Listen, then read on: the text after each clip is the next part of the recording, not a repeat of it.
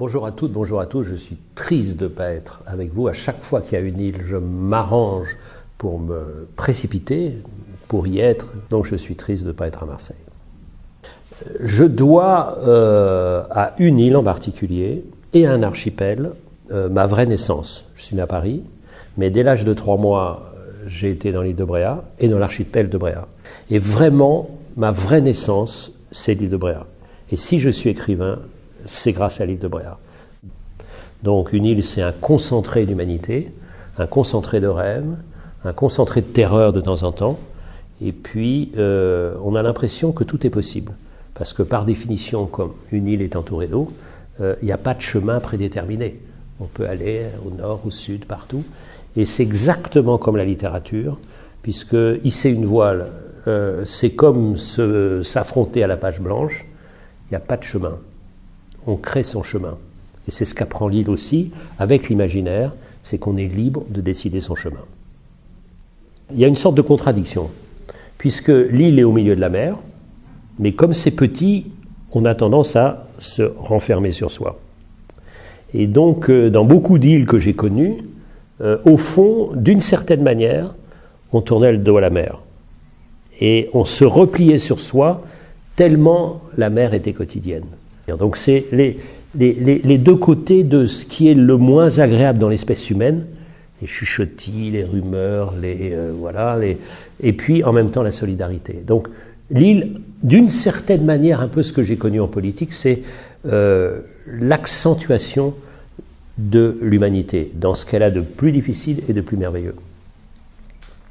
Chaque île est une leçon de biodiversité. Chaque île est un écosystème. C'est le littoral en plus fort. Dis-moi comment tu réussis à maintenir l'équilibre et la vie vraie des îles, et je te dirai comment tu réussis à faire vivre ton littoral.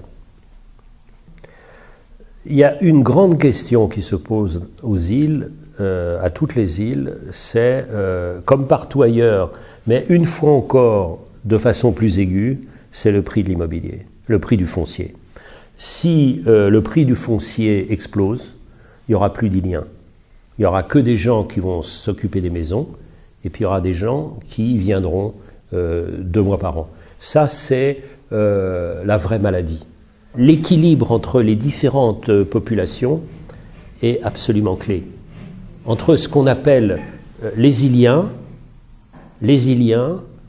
les estivants, ceux qui ont une maison, et puis les touristes. Et il y a 3 catégories. Et en ces 3 catégories, il faut vraiment avoir un équilibre.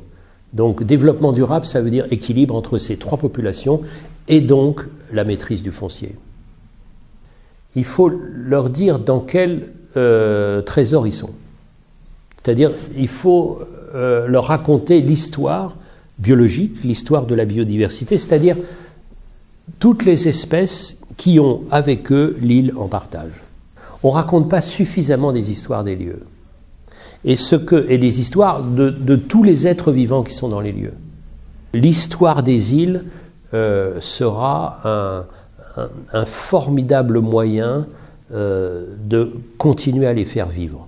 Plus on sait, plus on est heureux. Et plus on est heureux, plus on a envie de protéger. Je voudrais vous faire part d'une conviction, et qui est née dans les îles. C'est que tout savoir est l'allié du plaisir. Ce que je voudrais dire aussi, c'est que les îles sont les plus formidables des apprentissages du temps. Bien sûr du temps qui fait, mais aussi du temps qui passe. Donc les îles sont des leçons de vie. Donc il faut y prêter attention.